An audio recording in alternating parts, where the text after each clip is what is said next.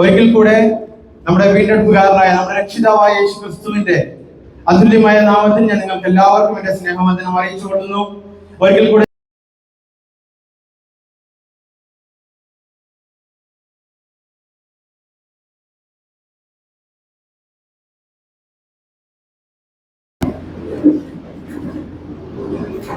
കൂടെ നമ്മുടെ വീണ്ടെടുപ്പുകാരനായ നമ്മുടെ രക്ഷിതാവായ യേശു ക്രിസ്തുവിന്റെ അതുല്യമായ നാമത്തിൽ ഞാൻ നിങ്ങൾക്ക് എല്ലാവർക്കും എന്റെ സ്നേഹവന്ദനം അറിയിച്ചു കൊള്ളുന്നു. ഒരിക്കൽ കൂടെ ജീവനുള്ള ദൈവത്തിന്റെ വചനമായി നിങ്ങളുടെ മുമ്പിൽ നിൽക്കുവാൻ, ദൈവത്തിന്റെ വചനത്തിൽ നിന്ന് നിങ്ങളോട് സംസാരിക്കുവാൻ, ദൈവം എനിക്ക് എന്റെ ജീവിതത്തിൽ എന്നെ പഠിപ്പിച്ചു തന്ന കാര്യങ്ങൾ നിങ്ങളുടെ ജീവിതത്തിലേക്ക് പകർന്നു തരുവാനായിട്ട് ദൈവം എന്നെ ഇവിടെ നിർത്തിയിരിക്കുന്നു. അതുകൊണ്ട് ഞാൻ ദൈവത്തെ ആ ഒരു കൃപയെ ഓർത്ത് ഞാൻ ദൈവത്തെ ഓർത്ത് സ്തുതിക്കുന്നു. ഞാൻ പറയുകയുണ്ടായി, നമ്മൾ പ്രാർത്ഥിക്കേണ്ട വിഷയങ്ങളെ എപ്പോഴും ഓർത്ത് പ്രാർത്ഥിച്ചു കൊള്ളുക. നമ്മുടെ ജീവിതത്തിൽ നമുക്ക് അറിയുന്നവരും അറിയാത്തവരുമായ പലരും ഈ ലോകത്തിന്റെ ദുഷ്ടതയിലും ഈ ലോകത്തിന്റെ പല സങ്കടത്തിന്റെ അവസ്ഥയിലൂടെ കടന്നു പോകുന്നുണ്ട്. അവരെ എല്ലാവരെയും ഓർത്ത് നമ്മൾ പ്രാർത്ഥിക്കുക. അതിന് മുമ്പായി നമ്മൾ ഇന്ന് വായിച്ച സങ്കീർത്തനത്തിൽ കൂടെ നമ്മളെ വീണ്ടും ഓർപ്പിച്ച ഒരു കാര്യം ഇതാണ്: നമ്മുടെ ജീവിതത്തിൽ നമുക്ക് എപ്പോഴും ചെയ്യാൻ പറ്റുന്ന ഒരു കാര്യമുണ്ട്. അതാണ് നമ്മുടെ പിതാവാൻ ദൈവം നമുക്ക് വേണ്ടി ചെയ്തു തന്ന എല്ലാ നന്മകളെയും ഓർത്ത്, അവൻ നമ്മുടെ ജീവിതത്തിൽ ചെയ്തു തന്ന ഓരോ ഉയർച്ചയുടെയും ഓരോ താഴ്ചയുടെയും അവസ്ഥകളെ ഓർത്ത് നമ്മൾ അവനെ നന്ദി കരയേണ്ടവരായിരിക്കുന്നു. ഇന്ന് നമ്മൾ കേൾക്കുവാൻ പോകുന്ന വചനത്തെ ഓർത്ത് നിങ്ങൾ പ്രാർത്ഥിക്കുക. കാരണം ഇന്ന് നമ്മൾ കേൾക്കാൻ പോകുന്ന വചനത്തിൽ നിന്ന് എന്റെ വിശ്വാസ ജീവിതത്തിലേക്ക് നമ്മുടെ പ്രാർത്ഥന എങ്ങനെയായിരിക്കണം: ദൈവമേ, എന്റെ വിശ്വാസ ജീവിതത്തിലേക്ക് അങ്ങയുടെ വചനം എത്തുമ്പോൾ എന്റെ ജീവിതത്തിന്റെ കുറവുകൾ, എന്റെ ജീവിതത്തിന്റെ സംശയങ്ങൾ എല്ലാം മാറ്റുന്ന രീതിയിൽ അങ്ങ് എന്നോട് സംസാരിക്കണമെന്ന് പ്രാർത്ഥിക്കണം. അതോടുകൂടെ ദൈവമേ, എന്റെ തെറ്റുകൾ എന്റെ ജീവിതത്തിൽ ഉണ്ടെങ്കിൽ, ഞാൻ അറിയാണ്ടും അറിഞ്ഞു ചെയ്തു പോയ അപരാധങ്ങൾ, തെറ്റുകൾ എന്റെ ജീവിതത്തിലുണ്ടെങ്കിൽ അങ്ങയുടെ വചനത്തിലൂടെ അത് എന്നെ ചൂണ്ടിക്കാണിക്കണമെന്ന് നമ്മൾ പ്രാർത്ഥിക്കേണ്ടവരാകുന്നു.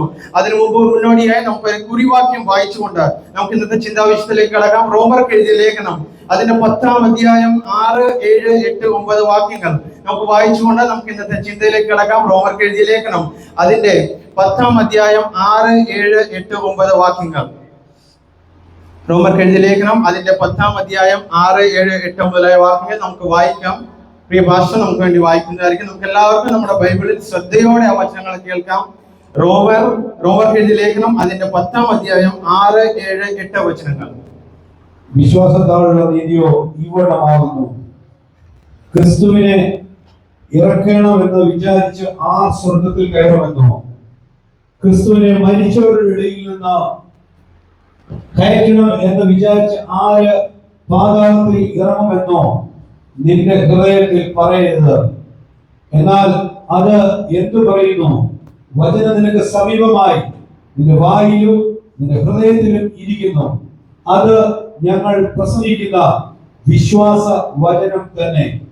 യേശുവിനെ കർത്താവ് എന്ന് വായ് കൊണ്ട് ഏറ്റുപറയുകയും ദൈവം അവനെ മരിച്ചവരിൽ നിന്ന് ഉയർത്തെഴുന്നേൽപ്പിച്ചുവെന്ന് ഹൃദയം കൊണ്ട് വിശ്വസിക്കുകയും ചെയ്താൽ നീ രക്ഷിക്കപ്പെടും. ഹൃദയം കൊണ്ട് നീതിക്കായി വിശ്വസിക്കുകയും വായ് കൊണ്ട് രക്ഷിക്കായി ഏറ്റുപറയുകയും ചെയ്യുന്ന അവരെ വിശ്വസിക്കുന്നവൻ ഒരുത്തരും ലജ്ജിച്ചു പോകുകയില്ല എന്ന് തിരുവെഴുത്തിൽ അരുളി ചെയ്തിരിക്കുന്നുവല്ലോ. ആമേൻ. അതോടുകൂടെ നമുക്ക് ഉൽപ്പത്തിയുടെ പുസ്തകം 11-ാം അധ്യായം 1, 2, 3 വാക്യങ്ങൾ നമുക്ക് വായിക്കാം. സമയം അധികം ഇല്ലാത്തതുകൊണ്ട് നമ്മൾ മുഴുവൻ വാക്യങ്ങൾ എടുത്ത് വായിക്കുന്നില്ല. ഉൽപ്പത്തി പുസ്തകം 11-ാം അധ്യായം 1, 2, 3 വാക്യങ്ങൾ നമുക്ക് എല്ലാവർക്കും ചേർന്ന്, നമ്മുടെ കയ്യിൽ ബൈബിൾ ഉണ്ട്, നമുക്ക് എല്ലാവർക്കും ഇവിടെ നിന്ന് നിങ്ങൾക്ക് വേണ്ടി വായിക്കുമ്പോൾ നിങ്ങൾ നിങ്ങളുടെ ബൈബിളിൽ നോക്കി അവിടെ എഴുതിയിരിക്കുന്ന കാര്യങ്ങൾ എന്താണെന്ന് മനസ്സിൽ ഒരു ഐഡിയമായിട്ട് ഇരുന്നു കഴിഞ്ഞാൽ നമുക്ക് മുന്നോട്ട് വചനത്തിൽ ചിന്തിക്കുമ്പോൾ വചനത്തിന്റെ അർത്ഥം എന്താണ് എന്ന് നമുക്ക് മനസ്സിലാക്കാൻ സാധിക്കും. ഉൽപ്പത്തിയുടെ പുസ്തകം 11-ാം അധ്യായം അതിന്റെ 1, 2, 3 വാക്യങ്ങൾ നിങ്ങൾക്ക് വേണ്ടി ഇപ്പോൾ വായിക്കുന്നതായിരിക്കും.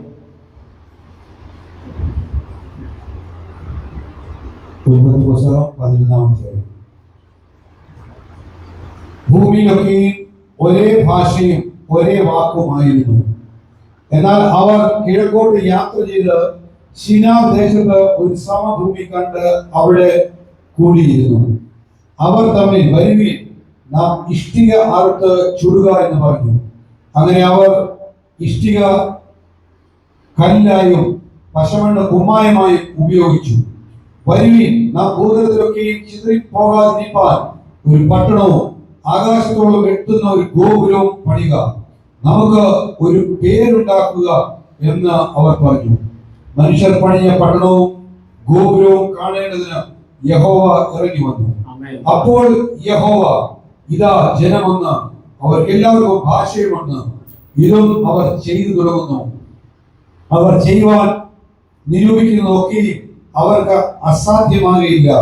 വരുവിൻ, നാം ഇറങ്ങിച്ചെന്ന് അവർ തമ്മിൽ ഭാഷ തിരിച്ചറിയാതിരിപ്പാൻ അവരുടെ ഭാഷ കലക്കിക്കളയുക എന്ന് അരുളി ചെയ്തു. നമുക്ക് ഒരു നിമിഷം നമ്മുടെ കണ്ണുകളെ അടച്ച് ഈ വചനത്തെയും നമ്മൾ ഓരോരുത്തരും നമ്മുടെ ഹൃദയത്തെയും ദൈവകരങ്ങളെ കേൾപ്പിച്ചുകൊണ്ട് ഒരു മിനിറ്റ് നമുക്ക് പ്രാർത്ഥിക്കാം.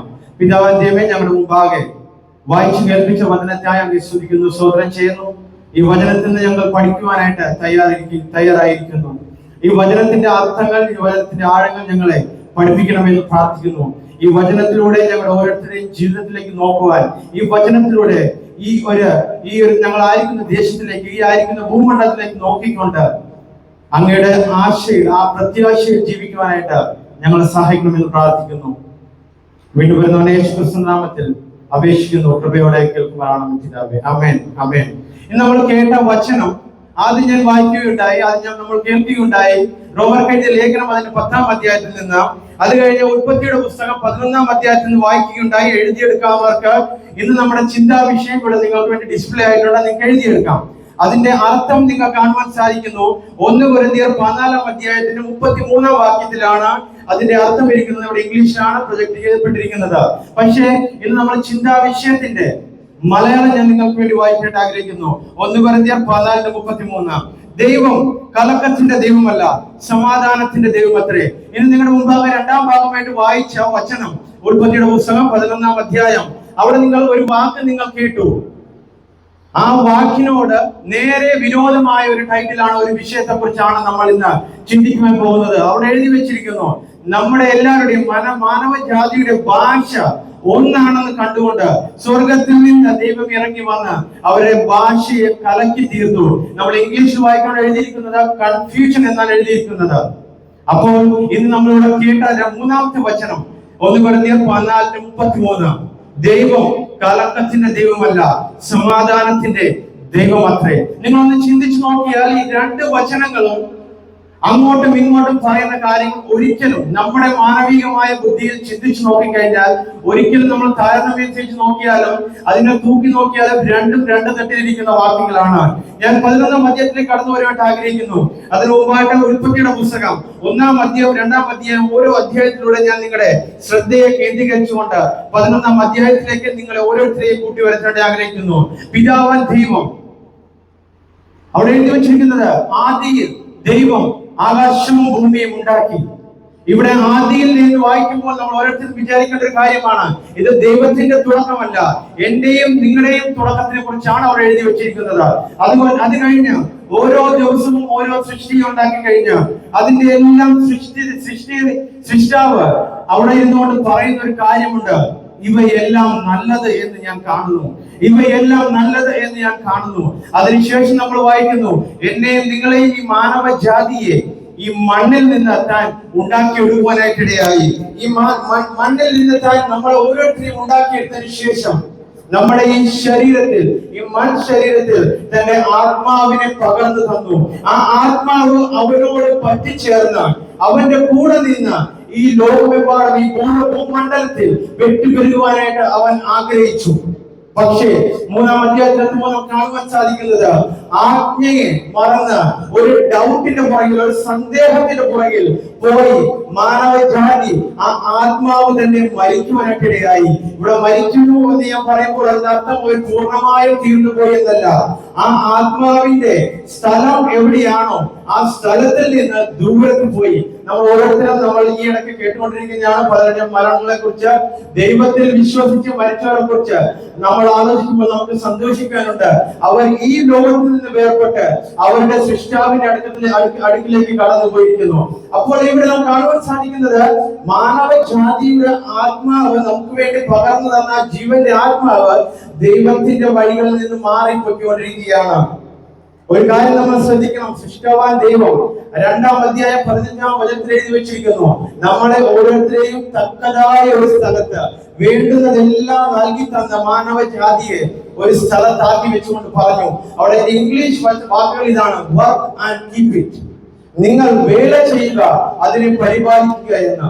പക്ഷേ സൃഷ്ടാവൻ ദൈവത്തിന്റെ ആജ്ഞകളെ മറന്നുകൊണ്ട് ഒരു സൃഷ്ടിയുടെ, ഇല്ലെങ്കിൽ നമുക്ക് കാണാൻ സാധിക്കും ഒരു പാമ്പിന്റെ ഒരു ചെറിയ ചെറിയ സന്ദേഹം, ഒരു ഡൗട്ടാണ് അവിടെ സാത്താൻ അവരുടെ ജീവിതത്തിലേക്ക് ഇട്ടുകൊടുത്തത്. നിങ്ങൾ കഴിച്ചു നോക്കിക്കേ.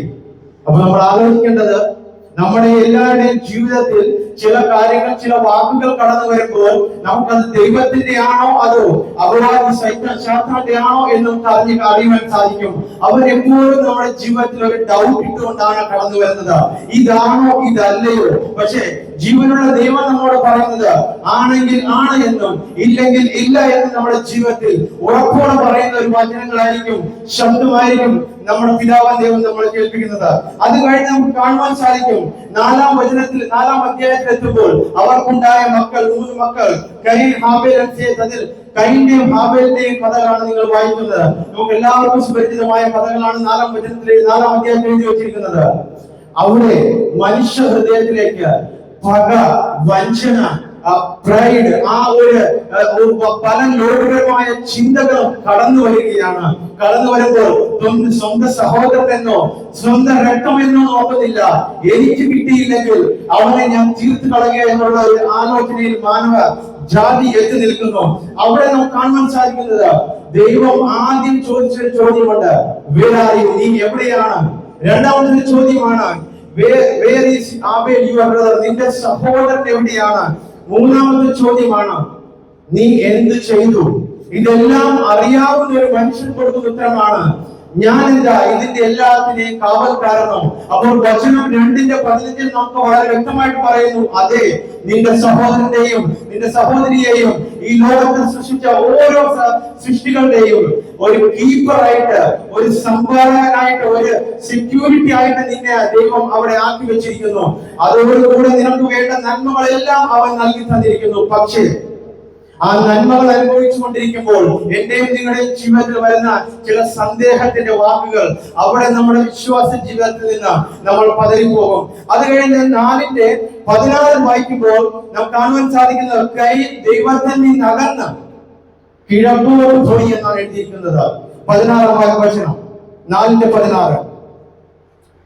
Then Cain went away from the presence of the Lord and settled in the land of Nod, east of Eden. ആ ഒരു ദൈവത്തിന്റെ അനുഗ്രഹത്തിന്റെ സ്ഥലത്തിൽ നിന്ന് താൻ യാത്ര തുടങ്ങുകയാണ്. നമുക്കിവിടെ കാണുവാൻ സാധിക്കുന്നത്, നമ്മുടെ ഓരോരുത്തരുടെയും യാത്ര ഇവിടെ നിന്ന് തുടങ്ങുകയാണ്. മുന്നോട്ടുള്ള കാലങ്ങളിൽ, മുന്നോട്ടുള്ള വചനങ്ങൾ വായിച്ചു പോകുമ്പോൾ എന്റെയും നിങ്ങളുടെയും പാരമ്പരിക, എന്റെയും നിങ്ങളുടെയും ചരിത്രത്തിന്റെ ഒരു യാത്ര തന്നെ തുടങ്ങുകയാണ്. പക്ഷേ നമ്മുടെ യാത്ര തുടങ്ങിയിരിക്കുന്നത് ദൈവത്തിന്റെ ആ സാന്നിധ്യത്തിൽ നിന്നാണ്. കിഴക്കോട്ടുള്ള ഒരു യാത്രയാണ്. അതിന്റെ 17-ാം വചനം വായിക്കുമ്പോൾ, കെയിനുണ്ടായ ഒരു മകനുണ്ട്, ഈനോ. താൻ തന്റെ മകന്റെ പേരിൽ ഒരു പട്ടണം പണിതെടുത്തു. അപ്പോൾ ദൈവത്തിൽ നിന്നകന്ന ഹൃദയം, ദൈവത്തിൽ നിന്നകന്ന ആത്മാവ് സ്വയം പേരിന് വേണ്ടിയുള്ള പണികളും തുടങ്ങിയിരിക്കുന്നു. നിങ്ങൾ എല്ലാവരും എന്റെ കൂട്ടത്തിൽ ഓരോ അധ്യായത്തിലൂടെ ചിന്തിച്ചു വന്നാൽ മാത്രമേ 17-ാം വചനവും നമ്മൾ വായിച്ച റോമർക്ക് എഴുതിയ ലേഖനത്തിന്റെ 10-ാം അധ്യായത്തിന്റെ അർത്ഥവും നമുക്ക് മനസ്സിലാകത്തുള്ളൂ. അവിടെ എഴുതി വെച്ചിരിക്കുന്ന 17-ാം വചനത്തിൽ എഴുതി വെച്ചിരിക്കുന്നത്, താൻ തന്റെ പുത്രന് വേണ്ടി ഒരു പട്ടണം നിർമ്മിച്ചു. അത് കഴിഞ്ഞ് 5-ാം അധ്യായത്തിലേക്ക് വരുമ്പോൾ ആദത്തിന്റെ ബാക്കിയുള്ള പരമ്പരയെ കുറിച്ച്, അവന്റെ ബാക്കിയുള്ള മക്കളെ കുറിച്ച് നമുക്ക് അവിടെ വായിക്കുവാൻ സാധിക്കും. അവർ എത്ര നാൾ ജീവിച്ചു, അവരുടെ ചരിത്രങ്ങളെ കുറിച്ച് എഴുതി വെച്ചിരിക്കുന്നു. 6-ാം അധ്യായത്തിൽ എത്തുമ്പോൾ 6-ന്റെ 5, 6, 7 വാക്യങ്ങൾ വായിക്കുമ്പോൾ ഞാനും നിങ്ങളും വളരെയധികം ദുഃഖത്തോടെ നോക്കിക്കാണ്ട വാക്യങ്ങളാണിത്. കാരണം നമ്മളെ സൃഷ്ടിച്ച സൃഷ്ടാവ് ഹൃദയത്തിൽ ഭാരപ്പെട്ടിരിക്കുന്നു. ബാക്കി എല്ലാത്തിനെയും കണ്ടുകൊണ്ട് ഇവർ നല്ലത് എന്ന് പറഞ്ഞ അതേ സൃഷ്ടാവ് നമ്മുടെ മാനവ ജാതിയെ നോക്കിക്കൊണ്ട് പറയുന്നു, ഇവരെ ഞാൻ ഉണ്ടാക്കിയതിൽ ഞാൻ ഖേദിക്കുന്നു. ഇവർക്ക് ഇത്ര നന്മകൾ, നമുക്ക് ഇത്ര നന്മകൾ തന്നുകൊണ്ട് നമ്മുടെ ജീവിതത്തിൽ വന്നുപോയ തെറ്റുകളെ നമ്മൾ ഈ വചനത്തിലൂടെ നമ്മൾ കാണേണ്ടവരാണ്. ഞാൻ പറഞ്ഞത്, നമ്മുടെ ജീവിതത്തിൽ നന്മകൾ വന്നപ്പോൾ നമുക്ക് സംഭവിച്ച ആ ഒരു തെറ്റിന്റെ അവസ്ഥയെ കുറിച്ചാണ്. അത് കഴിഞ്ഞ് നമുക്ക് കാണാൻ സാധിക്കും 7-ാം അധ്യായത്തിലേക്ക് വരുമ്പോൾ നോഹയുടെ കഥ. അവിടെ നമുക്ക് 6-ാം അധ്യായത്തിൽ കാണാൻ സാധിക്കും നോഹയുടെ കഥ. അപ്പോൾ നമ്മുടെ ബൈബിളിൽ നമ്മൾ നോക്കുകയാണെങ്കിൽ 3, ഇംഗ്ലീഷിൽ പറയുകയാണെങ്കിൽ 3 C നമുക്ക് കാണുവാൻ സാധിക്കും. 1 ക്രിയേഷൻ, 2 കറപ്ഷൻ. 6-ാം അധ്യായത്തിനോട് എഴുതി വെച്ചിരിക്കുന്നത്, ഭൂലോകമെമ്പാടും ദുഷ്ടത നിറഞ്ഞു. അതിൽ ഒരു വ്യക്തിയെ നോക്കി ദൈവം പറഞ്ഞു, ഇവൻ എന്റെ കൽപ്പനകളെ അനുസരിച്ച് ജീവിക്കുന്ന മനുഷ്യൻ. നമ്മൾ കഴിഞ്ഞ ആഴ്ചയും അദ്ദേഹത്തിന്റെ ജീവിതത്തെ കുറിച്ച്, നോഹയുടെ ജീവിതത്തെ കുറിച്ച് നമ്മൾ കേൾക്കാൻ ഇടയായി. അത് കഴിഞ്ഞ് 6:14 വായിക്കുമ്പോൾ അവിടെ എഴുതിയിരിക്കുന്നത്, ദൈവം നോഹയെ വിളിച്ച് തനിക്കൊരു ആജ്ഞ കൊടുക്കുകയാണ്. എന്ന് വെച്ചാൽ ദൈവം വീണ്ടും ഒരാജ്ഞയുമായി എത്തുന്നു. നീ എന്നെ വിശ്വസിച്ച് ഞാൻ പറയുന്ന കാര്യങ്ങളെല്ലാം ചെയ്യുക എന്ന്. 6:22 എത്തുമ്പോൾ അവിടെ കാണുന്നു, നോഹ ദൈവം പറഞ്ഞ കാര്യങ്ങളെല്ലാം അപ്പാടെ ചെയ്തുകൊണ്ടേയിരുന്നു. നോഹ ദൈവം പറഞ്ഞ കാര്യങ്ങളെല്ലാം അപ്പാടെ ചെയ്തുകൊണ്ടിരുന്നു. അത് കഴിഞ്ഞിട്ട് 7-ാം അധ്യായത്തിൽ എത്തുമ്പോൾ നോഹയോട് ദൈവം പറയുന്നു, ഞാൻ പറയുന്ന പോലെ നിങ്ങൾ ചെയ്യണം. നോഹയുടെ പെട്ടകത്തെ കുറിച്ച് നമ്മൾ എല്ലാവരും കേട്ട കഥയാണ്. എത്ര വലിയ പെട്ടകമായിരിക്കും ഇത്ര വലിയ ജീവികളെയും എല്ലാത്തിനെയും ഉൾക്കൊണ്ട് പോകണമെങ്കിൽ. അത്ര വലിയ പെട്ടകത്തിലേക്ക് ആൾക്കാർ കയറണമെങ്കിൽ കയറുന്ന രീതി എങ്ങനെയായിരിക്കും? ഓരോ സ്റ്റെപ്പുകളും ചവിട്ടി മേളിലേക്ക് പോകുന്നത് ഒരു രീതിയിലൂടെ ആയിരിക്കും അവർ കടന്നു പോകുന്നത്. ഈ കാര്യം ഓർത്ത് വെക്കുക. രക്ഷ വേണമെങ്കിൽ അന്ന് ദൈവത്തിന്റെ കൽപ്പന പ്രമാണിക്കണമായിരുന്നു. പക്ഷേ ലോകത്തുള്ള പലരും നോഹ പറഞ്ഞ കാര്യങ്ങളോ ദൈവത്തിന്റെ വചനമോ കേട്ടില്ല. കാരണം അവർക്ക് ഇതെല്ലാം ഒന്നുമല്ലായത് പോലെയാണ് തോന്നിയത്. പക്ഷേ അത് കഴിഞ്ഞാൽ കാണാൻ സാധിക്കുന്നു, 40 ദിവസം ദൈവം ഭൂമിയെ വെള്ളത്താൽ, മഴയാൽ നിറച്ചു. 180 ദിവസം വരെ വെള്ളം അങ്ങനെ തന്നെ നിന്നു. അപ്പോൾ ടോട്ടൽ വെള്ളമെല്ലാം വറ്റി വരാനായിട്ട് 370 ദിവസം ഇതിന്റെ ഒരു കഥ തന്നെ നമുക്ക് കാണുവാൻ സാധിക്കും. അത് കഴിഞ്ഞിട്ട് 8-ാം അധ്യായത്തിലേക്ക് വരുമ്പോൾ ഒരു നല്ല ഒരു സുവിശേഷത്തിന്റെ കഥയാണ്. കാരണം വെള്ളം പറ്റിയിരിക്കുന്നു, ദൈവം ചെയ്തെടുക്കേണ്ട കാര്യങ്ങളെല്ലാം ദൈവം ചെയ്തിരിക്കുന്നു. ഭൂമിയിൽ ഒരു പുതിയ സൃഷ്ടിയുടെ അവസ്ഥ, പഴയതെല്ലാം മാറ്റപ്പെട്ടു, ഒരു പുതുമയുടെ അവസ്ഥയാണ് 8-ാം അധ്യായം. അവിടെ അരാറാത്ത് പർവ്വതത്തെ കുറിച്ചും കാണാൻ സാധിക്കുന്നു. ഏറ്റവും ഉയരമുള്ള ഒരു പർവ്വതമാണ്. അപ്പോൾ അത് കഴിഞ്ഞ് നിങ്ങൾ വായിച്ചു വരുമ്പോൾ ദൈവത്തിന്റെ ചില കവനന്റുകൾ, ദൈവത്തിന്റെ ചില ഉടമ്പടികൾ, മനുഷ്യരും സൃഷ്ടിയും സൃഷ്ടാവിന്റെയും മധ്യത്തിലുള്ള ചില ഉടമ്പടികൾ അധ്യായം 8-9 നമുക്ക് കാണുവാൻ സാധിക്കുന്നു. അധ്യായം 8-ന്റെ 20 മുതൽ വായിച്ചു നോക്കിയാൽ അവിടെ പിതാവാൻ ദൈവം നോഹയോട് പറയുന്നു, ഇനി ഞാൻ ഈ മാനവജാതിയെ വെള്ളത്താൽ നശിപ്പിക്കുകയില്ല. പിതാവൻ ദൈവം ഒരു വാക്ക് പറഞ്ഞതാണ്. അത് യെസ് എന്നാൽ യെസ്, ഇല്ല എന്നാൽ ഇല്ല. അതിന്റെ 9-ാം അധ്യായത്തിലെത്തുമ്പോൾ പെട്ടകത്തിൽ നിന്ന് ഇറങ്ങിയ ശേഷം നോഹ അവിടെ ഒരു യാഗം അർപ്പിക്കുന്നു. യാഗം അർപ്പിച്ചതിന് ശേഷം നിങ്ങൾ വായിച്ചു നോക്കിയാൽ പിതാവാൻ ദൈവം നോഹയ്ക്ക് പല ഉടമ്പടികൾ കൈമാറുകയാണ്. അതിന്റെ 9-ാം വചനം, 11-ാം വചനം, 13, 14 വചനങ്ങൾ വായിച്ചു നോക്കുമ്പോൾ പിതാവാൻ ദൈവം സൃഷ്ടിയും സൃഷ്ടാവിന്റെയും മധ്യത്തിലുള്ള ചില ഉടമ്പടികൾ. അതിനുശേഷം നമുക്ക് കാണുവാൻ സാധിക്കുന്നത് 16-ാം വചനത്തിൽ എഴുതി വെച്ചിരിക്കുന്നു, പിതാവാൻ ദൈവം പറയുന്നു, ഞാൻ ഈ വെച്ചിരിക്കുന്ന ഉടമ്പടി നിന്റെ കാലത്തും ഇനി വരാനിരിക്കുന്ന തലമുറയ്ക്കും വേണ്ടിയുള്ളതാണ്. അതിനൊരിക്കലും മാറ്റവും സംഭവിക്കുകയില്ല. പിതാവായ ദൈവത്തിന് നമ്മളോട് വെച്ചിരിക്കുന്ന ഏതെങ്കിലും ഉടമ്പടികൾ ഉണ്ടെങ്കിൽ നമ്മുടെ വിശ്വാസം കുറഞ്ഞു പോയാലും ദൈവത്തിന്റെ വചനം വളരെ വ്യക്തമായിട്ട് എഴുതി വെച്ചിരിക്കുന്നത് ആ ഉടമ്പടിക്ക് ഒരു ഇളക്കവും തട്ടുകയില്ല. 10-ാം അധ്യായത്തിലേക്ക് നിങ്ങൾ വരുമ്പോൾ കാണുന്നത് നോഹയുടെ പരമ്പരയെ കുറിച്ചാണ്. അതിൽ ഹാമിന്റെ പരമ്പരയെ കുറിച്ച് വായിച്ചുകൊണ്ട് നമുക്ക് മുന്നോട്ട് പോകാം. 10-ാം അധ്യായം 6, 7, 8, 9 മുതൽ 11 വരെയുള്ള വചനങ്ങൾ വായിച്ചട്ടെ. 10-ാം അധ്യായം 6, 7, 8, 9, 10, 11. ഹാമിന്റെ പുത്രന്മാർ ക്രൂശ്, കൂശ്, മിസ്രൈം, പൂത്ത്, കനാൻ. കൂശിന്റെ പുത്രന്മാർ സെബഹീമില, സപ്ത, രാമ, സപ്തേക. രാമയുടെ പുത്രന്മാർ ശെബയും ദോദാനും. കൂശ് നിമ്രോദിനെ തോൽപ്പിച്ചു. അവൻ ഭൂമിയിൽ ആദ്യ വീരനായിരുന്നു. 6, 7, 8, 9, 10. കൂശ് നിമ്രോദിനെ ജനിപ്പിച്ചു. അവൻ ഭൂമിയിൽ ആദ്യ വീരനായിരുന്നു. അവൻ യഹോവയുടെ മുമ്പാകെ നായാട്ട് വീരനായിരുന്നു. അതുകൊണ്ട് യഹോവയുടെ മുമ്പാകെ നിമ്രോദിനെ പോലെ ന്യായകവിൽ നിന്ന് പഴഞ്ചൊല്ലായി. അവന്റെ രാജ്യത്തിന്റെ ആരംഭം ശിനാർ ദേശം, ബാബേൽ, ഏരെക്, അക്കാദ്, കൽനെ എന്നിവയായിരുന്നു. ആമേൻ. 11-ാം അധ്യായത്തിന്റെ ചരിത്രം, 11-ാം അധ്യായത്തിന്റെ ഡീറ്റെയിൽസ് നമുക്ക് വേണമെങ്കിൽ 10-ാം അധ്യായത്തിൽ വായിച്ചു നോക്കിയാൽ നമുക്ക് കാണുവാൻ സാധിക്കുന്നു. 11-ാം അധ്യായത്തിൽ 1-ാം വചനത്തിൽ എഴുതി വെച്ചിരിക്കുന്നു, ഭൂമിയിലൊക്കെയും ഒരേ ഭാഷയും ഒരേ വാക്കുമായിരുന്നു. എന്നാൽ അവർ കിഴക്കോട്ട് യാത്ര ചെയ്ത് ശിനാർ ദേശത്ത് ഒരു സമഭൂമി കണ്ട് അവിടെ കൂടിയിരുന്നു. 1-2 വചനങ്ങളിൽ നിങ്ങൾക്ക് വേണ്ടി വായിച്ചു. അവിടെ കയീനും യാത്ര ചെയ്ത ദിശയെ കുറിച്ച് എഴുതി വെച്ചിരിക്കുന്നത് താനും യാത്ര ചെയ്ത് കിഴക്കോട്ട് നോക്കിയാണ്.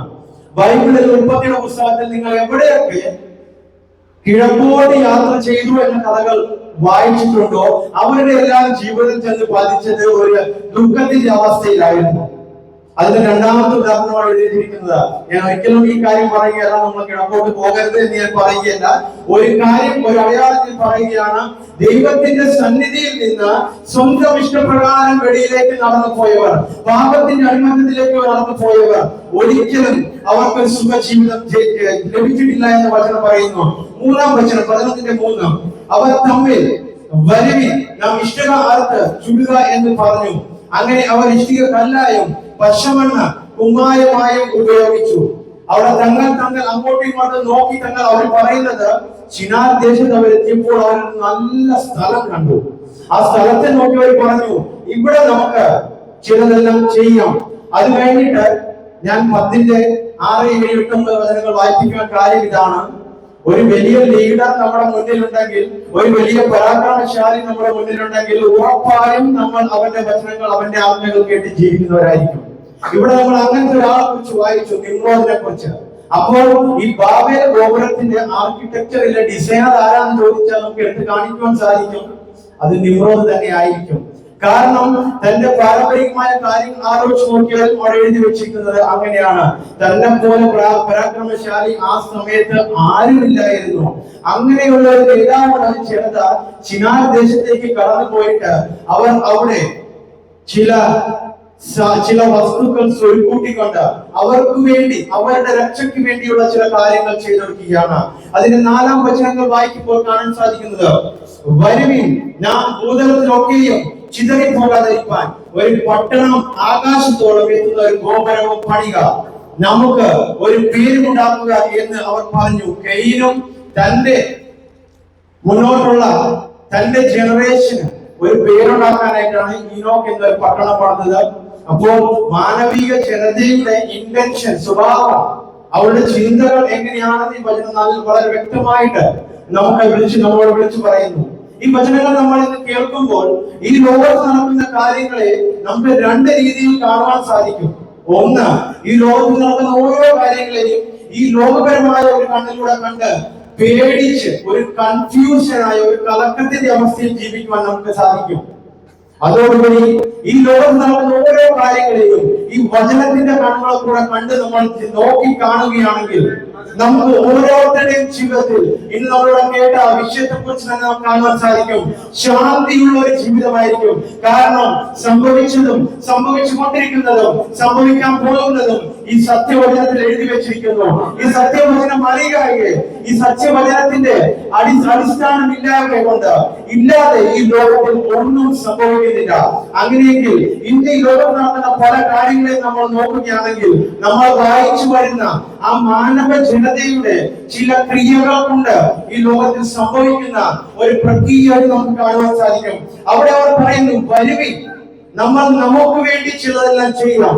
അവിടെ അവരെ എടുത്ത് ഉപയോഗിക്കാൻ പോകുന്ന പശമണ്ണ്, ആ ഇഷ്ടികയെ കുറിച്ച് ഹീബ്രു ഭാഷയിൽ എഴുതി വെച്ചിരിക്കുന്നത്, ആ പശമണ്ണിനെ കുറിച്ച് നമ്മൾ പഠിക്കുമ്പോൾ കാണുവാൻ സാധിക്കുന്നത് അധ്യായം 6-ന്റെ 14 പിതാവാൻ ദൈവം നോഹയോട് പെട്ടകം ഉണ്ടാക്കാൻ പറഞ്ഞപ്പോൾ പറഞ്ഞ അതേ വസ്തുക്കളാണ് ഇവരും സ്വരുക്കൂട്ടി വെക്കാൻ പോകുന്നത്.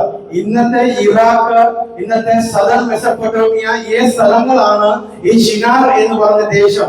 അങ്ങനെയാണെങ്കിൽ സയൻസിന്റെ അടിസ്ഥാനത്തിൽ നോക്കിയാലും നമ്മൾ വായിക്കുന്ന വചനങ്ങൾ സത്യത്തിന്റെ വചനങ്ങളാണ്. കാരണം ആ ദേശത്ത് ഇപ്പോഴും അങ്ങനത്തെ പശുമണ്ണ് ഉള്ള ഒരു ദേശമാണ്. അങ്ങനെ അവർ പശുമണ്ണും ഇഷ്ടികയും ചേർത്തുകൊണ്ട് ഒരു പട്ടണം പണിയുന്നു. അതിന്റെ ഉദ്ദേശത്തെ കുറിച്ച് നമ്മൾ വചനത്തിന്റെ ആഴത്തിൽ നിന്ന് ചിന്തിക്കുമ്പോൾ കാണുവാൻ സാധിക്കുന്നത് തന്റെ പിതാക്കന്മാർ പറഞ്ഞു വന്ന ഒരു കാര്യമുണ്ട്. ദൈവത്തിന്റെ ഒരു ന്യായവിധി ഈ ലോകത്തിൽ ഉറപ്പായിട്ടും ഉണ്ടാകും. ആ ന്യായവിധിയിൽ എല്ലാവരും നഷ്ടപ്പെട്ടു പോയി. നോഹയും തന്റെ കുടുംബവും ദൈവം നിയോഗിച്ച ചില സൃഷ്ടികളുമല്ലാതെ ബാക്കി എല്ലാം ഈ ഭൂമണ്ഡലത്തിൽ നിന്ന് മാറ്റപ്പെട്ടു. ആ ഒരു കഥ കേട്ട് വളർന്നു വന്ന ഒരു ജനറേഷനാണ് നിമ്രോദിന്റെയും ഈ ഒരു ജനറേഷനും. അപ്പോൾ ഈ സമയം എപ്പോഴാണെന്ന് ചോദിച്ചാൽ നമുക്ക് ഒരു കറക്റ്റ് ഡേറ്റ് കാണിച്ചുകൊണ്ട് ഇന്ന വർഷത്തിലാണ് നടന്നതെന്ന് നമുക്ക് കാണിക്കാൻ സാധിക്കത്തില്ല. പക്ഷേ അധ്യായം 10 25 നിങ്ങൾ വായിച്ചു നോക്കുമ്പോൾ പെലേഗിന്റെ സമയത്താണ് ഭൂമിയെ ദൈവം വിഭജിച്ചത് എന്ന് നമുക്ക് കാണാൻ സാധിക്കും. അപ്പോൾ പെലേഗിന്റെ ജീവിതത്തിന്റെ ആ ഒരു സമയത്താണ് ഇതെല്ലാം നടക്കുന്നത്. പെലേഗിന്റെ അവരുടെ മാതാപിതാക്കൾ ആരാണെന്ന് മുന്നോട്ടുള്ള വചനത്തിൽ എഴുതിയിട്ടുണ്ട്. അതിലേക്ക് ഞാൻ നിങ്ങളുടെ ശ്രദ്ധ കേന്ദ്രീകരിക്കുന്നില്ല. അപ്പോൾ 11ാം വചനത്തിൽ അവർ ചെയ്യാൻ പോകുന്ന ഒരു ക്രിയ, അവരെ ഉണ്ടാക്കാൻ പോകുന്ന ഒരു ഗോപുരം എന്തിനു വേണ്ടിയുള്ളതാണെന്നാണ് എന്റെയും നിങ്ങളുടെയും ഇന്നത്തെ ചിന്താ വിഷയം. അവർക്ക് വളരെ വ്യക്തമായിട്ട് അറിയാം, മുന്നോട്ട് നടന്ന് ഒരിക്കൽ ആ പെട്ടകത്തിലെത്തിയവർ ഈ ലോകത്തിൽ ഈ ദൈവത്തിന്റെ ന്യായവിധിയിൽ നിന്ന് മാറി ഒരു നല്ല ജീവിതത്തിലേക്ക് നടക്കുവാനായിട്ടിടയായി. അങ്ങനെ ആലോചനയുള്ള ഒരു കൂട്ടം ആളുകൾ ചേർന്ന് അതേ വസ്തുക്കൾ സ്വരുക്കൂട്ടിക്കൊണ്ട് പറയുകയാണ്, വരുവിൻ, നമ്മൾ ഒരു പട്ടണം പണിയാം, അതിനൊരു ഗോപുരവും നമുക്ക് പണിയാം. ഇവർ ചെന്ന് പണിയുന്നത് ഷിനാർ ദേശത്താണ്.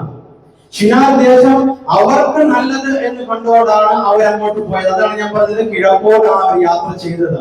ദൈവത്തിന്റെ സന്നിധിയിൽ നിന്ന് മാറ്റപ്പെട്ട് ദൂരത്തേക്കുള്ള ഒരു യാത്ര. അപ്പോൾ അവരുടെ കണ്ണിന് മുമ്പിൽ കാണുന്നതെല്ലാം അവർക്ക് നന്നായിട്ട് തോന്നുന്ന ഒരു അവസ്ഥ.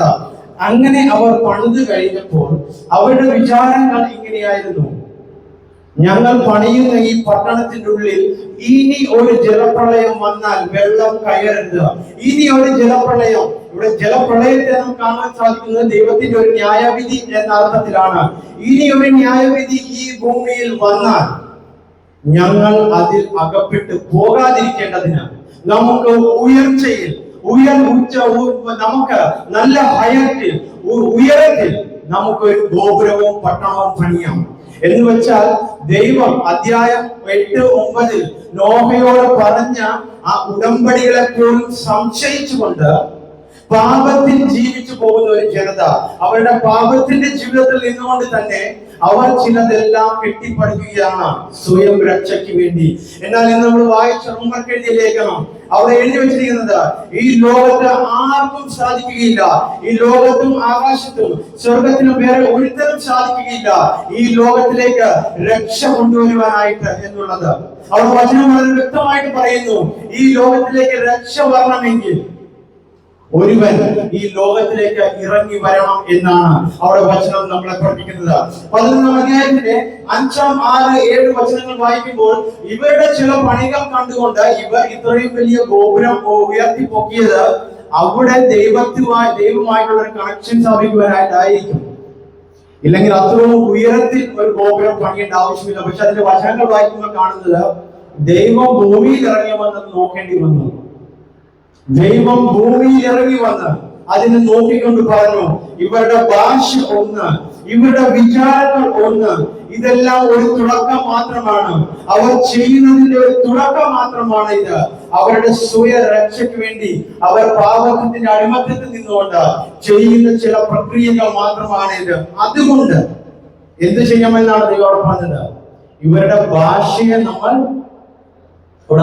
എന്നാണ് എഴുതിയിരിക്കുന്നത്. പിതാവ്, പുത്രൻ, പരിശുദ്ധാത്മാവ്, ഈ 3 കാര്യങ്ങളെയാണ് നമ്മളോട് നമ്മൾ എന്ന വാക്കിലൂടെ നമ്മൾ മനസ്സിലാക്കേണ്ടത്. നമ്മൾ ഇവരുടെ ഭാഷയെ കലക്കി കളയുക. അങ്ങനെയാണെങ്കിൽ ഇന്ന് നമ്മൾ ചിന്തിക്കുന്ന ചിന്താ വിഷയം എന്താണ്? നമ്മൾ വിശ്വസിക്കുന്ന ഈ ദൈവമോ കലക്കത്തിന്റെ ദൈവമല്ല, സമാധാനത്തിന്റെ ദൈവമത്രേ. അതിന്റെ 8-9 വചനങ്ങൾ വായിക്കുമ്പോൾ കാണാൻ സാധിക്കുന്നത്, നോഹയെ ഇല്ലെങ്കിൽ ആദത്തിനോട് ദൈവം പറഞ്ഞ ചില കാര്യങ്ങളുണ്ട്. എനിക്ക് നിങ്ങളെ കൊണ്ട്, ഈ സൃഷ്ടിയെ കൊണ്ട് എനിക്ക് ചില പദ്ധതികളുണ്ട്. നിങ്ങൾ ലോകമെമ്പാടും ഫലപ്രദമായ കാര്യങ്ങൾ ചെയ്തുകൊണ്ട് നിങ്ങൾ പരക്കുക, ഈ ലോകമെമ്പാടും പരക്കുക. ആ ഒരു ആജ്ഞയെ തന്നെ പിടിച്ചു കെട്ടുന്ന രീതിയിൽ മനുഷ്യർ പണിതെടുക്കുന്ന ഒരു ഗോപുരമാണിത്. കാരണം വചനത്തിൽ പറയുന്നു, നമ്മൾ ലോകമെമ്പാടും ചിതറി പോകാതിരിക്കാനായിട്ട് നമുക്ക് ഒരു പട്ടണം പണിത് നമ്മുടെ വരും കാലത്ത് നമ്മുടെ തലമുറയെയും എല്ലാവരെയും ഉൾക്കൊള്ളുന്ന രീതിയിൽ ഒരു പട്ടണം പണിതെടുക്കാമെന്ന്. അപ്പോൾ അവരെ നോക്കിക്കൊണ്ട് പിതാവ് പറയുന്നത്, നിങ്ങളുടെ ഭാഷയൊന്ന്, നിങ്ങളുടെ വിചാരങ്ങൾ ഒന്ന്, പക്ഷേ നിങ്ങൾ ചെയ്യുന്ന കാര്യം ദൈവത്തിന്റെ ഹിതപ്രകാരമല്ല, നമ്മൾ ചെയ്യുന്ന കാര്യം ദൈവത്തിന്റെ ഹൃദയപ്രകാരം അല്ല എങ്കിൽ ദൈവം ഉറപ്പായിട്ടും നമ്മളെ ഒന്ന് പിടിച്ചു നിർത്തുവാനായിട്ട് ഇടയാകും. 11-ാം വചനം നമ്മൾ മുന്നോട്ട് വായിക്കുമ്പോൾ അവരെ ദൈവം ഭൂലോകമെമ്പാടും ചിതറിച്ചു കളഞ്ഞു. ഇവിടെ ചിതറിച്ചു കളഞ്ഞു ഇല്ലെങ്കിൽ അവിടെ ദൈവം അവരെ കലക്കി കളഞ്ഞു എന്ന് വായിക്കുമ്പോൾ ഒരിക്കലും തെറ്റായ രീതിയിൽ മനസ്സിലാക്കേണ്ട ആവശ്യമില്ല. ദൈവത്തിന് ഒരു പദ്ധതി ഉണ്ടെങ്കിൽ ഞാനും നിങ്ങളും അതിനനുസരിച്ച് ഒന്നും ചെയ്തില്ലെങ്കിലും ദൈവത്തിന്റെ പദ്ധതി ഈ ഭൂമിയിൽ ചെയ്തെടുക്കും എന്നുള്ളതിന്റെ ഒരു ഉദാഹരണമാണ്, ഒരു അടിസ്ഥാനമാണ് നമുക്കവിടെ കാണാൻ സാധിക്കുന്നത്. കാരണം നോഹയോട് പറയുകയുണ്ടായി, നിന്റെ സന്തതികളെ കൊണ്ട് ഈ ഭൂലോകമെമ്പാടും നിങ്ങൾ നിറയ്ക്കേണ്ടതാകുന്നു. പക്ഷേ ഇവിടെ ആ കൽപ്പനയെ ലംഘിച്ചുകൊണ്ടാണ് ഇവിടെ ഒരു ഗോപുരത്തെ അവർ പണിതെടുക്കുന്നത്. ഇവിടെ ആ ഒരു കൽപ്പനയെ മാറ്റിവെച്ചുകൊണ്ടാണ് അവർ സ്വയം രക്ഷയ്ക്കായി ഒരു ഗോപുരത്തെ പണിതെടുക്കുന്നത്. അപ്പോൾ ഞാൻ പറയുകയുണ്ടായി, പെട്ടകത്തിലേക്ക് കയറി പോവുക എന്നാണ്. കാരണം പെട്ടകം അത്ര വലുതായതുകൊണ്ട് ഇവിടെ ഗോപുരത്തിലേക്ക് കയറി ചെല്ലുന്ന ഒരു അവസ്ഥയാണ് സ്വയം രക്ഷയ്ക്ക് വേണ്ടി. പക്ഷേ അവർക്ക് ആർക്കും അവിടെ രക്ഷയില്ലായിരുന്നു എന്നുള്ളതാണ് സത്യം. അപ്പോൾ ദൈവം അവരെ ചിതറിച്ചു കഴിഞ്ഞിട്ട് ആ സ്ഥലത്തിന് ഒരു പേര് വന്നു. അതാണ് ബാബേൽ ഗോപുരം. ബാബേൽ എന്ന വാക്കിന് ആ ഒരു നാമത്തിന്റെ അർത്ഥം തന്നെ ഇതാണ്, കൺഫ്യൂഷൻ, കലക്കം, ഒരു കൺഫ്യൂസ്. കാരണം അവിടെ വെച്ചാണ് ഭാഷകൾ വേറെയായി പോയത്. ഇവിടെ ഭാഷ എന്ന് പറയുമ്പോൾ നിങ്ങൾക്ക് ആർക്കും ഡൗട്ട് വന്നില്ല എന്ന് തോന്നുന്നു. ഈ ഭാഷ ഏത് ഭാഷയായിരിക്കും അവർ സംസാരിച്ചുകൊണ്ടിരുന്നത്? ചരിത്രകാരന്മാർ പറയുന്നു അത് ഹീബ്രു ഭാഷ ആയിരിക്കുമെന്ന്. പക്ഷെ ആർക്കും ഉറപ്പില്ല അവരുടെ ഭാഷ എന്താണെന്ന്. ഞാൻ പറയുകയുണ്ടായി, ഈ ലോകത്തിലെ കാര്യങ്ങൾ നമ്മൾ കാണുമ്പോൾ, ഈ വചനത്തെ നമ്മൾ കാണുമ്പോൾ രണ്ട് രീതിയിലൂടെ നമ്മൾ നോക്കണം. ഒന്ന്, ലോകത്തിൽ നടക്കുന്ന എല്ലാ അവസ്ഥയെയും വചനത്തിന്റെ അടിസ്ഥാനത്തിൽ നോക്കുക. അപ്പോൾ നമുക്ക് സമാധാനത്തിന്റെ സന്ദേശം ലഭിക്കുവാനിടയാകും. ഈ ലോകത്തുള്ള ഓരോ കാര്യങ്ങളെയും ലോകപരമായി നോക്കി കഴിഞ്ഞാൽ നമുക്ക് കിട്ടുന്നത് ക്വസ്റ്റ്യന്മാർക്ക് മാത്രമായിരിക്കും, ഒരു ചോദ്യചിഹ്നങ്ങൾ മാത്രം. മനുഷ്യർ അവരുടെ കമ്മ്യൂണിക്കേഷന് വേണ്ടി, അവരുടെ ലാഭത്തിന് വേണ്ടി, മനുഷ്യരെന്ന് പറയുമ്പോൾ ഞാൻ ഉൾപ്പെടുന്ന ഒരു സൃഷ്ടിയെ കുറിച്ചാണ് ഞാൻ പറയുന്നത്. നമ്മുടെ ജീവിതത്തിന്റെ ഓരോ പണികൾക്ക് വേണ്ടി സൃഷ്ടിച്ചെടുക്കുന്ന ഓരോ കാര്യങ്ങളും നമുക്കെതിരായി ഒഴിച്ചുകൊണ്ടിരിക്കുന്നു. നമ്മൾ നമുക്ക് പരിസരത്ത് കാണുന്ന എല്ലാ കാര്യങ്ങളും നമ്മൾ ന്യൂസ് വായിച്ചാൽ ഇതിലൂടെ ഏതെങ്കിലും ഒരു ജീവൻ പൊലിഞ്ഞിട്ടുള്ളതാണ് എന്ന് വെച്ചാൽ മാനുഷിക രൂപത്തിൽ നിർമ്മിച്ചെടുത്ത പല കാര്യങ്ങളും, സ്വയം രക്ഷയ്ക്ക് വേണ്ടി നിർമ്മിച്ചെടുത്ത പല കാര്യങ്ങളും അവരുടെ രക്ഷ തന്നെ ഇല്ലാതാക്കി, ജീവിതം തന്നെ ഇല്ലാതാക്കുന്ന ഒരു അവസ്ഥ. നമ്മൾ ഏത് മതത്തെ എടുത്ത് നോക്കിയാലും നമുക്ക് കാണുവാൻ സാധിക്കും, അവരുടെ എല്ലാവരുടെയും ഒരു വിചാരമുണ്ട്.